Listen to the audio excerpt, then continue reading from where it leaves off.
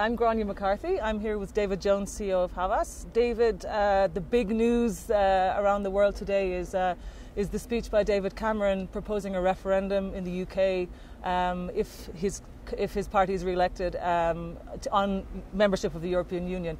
You know Mr. Cameron very well. Your company advised him in the lead up to his election. What do you think was going through his head in terms of deciding to do this now? Well, I think it's a few things. I think firstly, there's been a massive lack of leadership in Europe, and I think he set out to actually deliver some. Secondly, there's been a huge amount of debate around this subject, and I think, he's given clarity to that, and I think his timing was very good. Sufficiently far after, Greece, the issues in Greece have been somewhat resolved, so he's not seen to be looking to exploit that.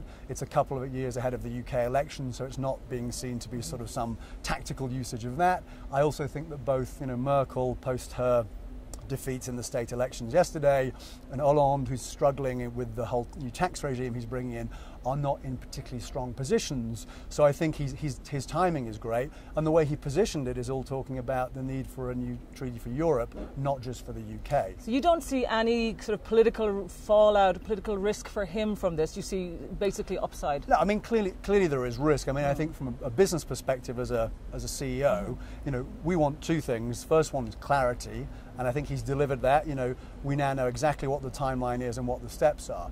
I think the second thing, in business is we want to stay within Europe, but we want reduced bureaucracy. So if the net result of this is less bureaucracy and making it easier to do business, that's a very positive thing, but we don't want to lose the free trade side of Europe. You are the only British CEO of a French company. How just looking at your own company, how do you think operationally it would work if the UK was no longer part of the European Union?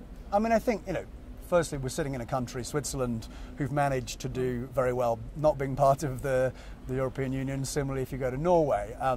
But I think it would obviously be a pretty complex period of time, and I think everyone is hoping. But I think if you listen to what Cameron said, his point was he wants to stay within Europe. He just wants to change things within it and make it work better for Britain and for the other members. And I think I would wholly endorse that position. And has he also not now put his political opponents in the UK sort of on the defensive to define their own position? Yeah, absolutely. I think he's been very clear on what his position is, and it's now for the Labour and Liberal parties to define and explain their position. So I think it was quite a smart move from that perspective.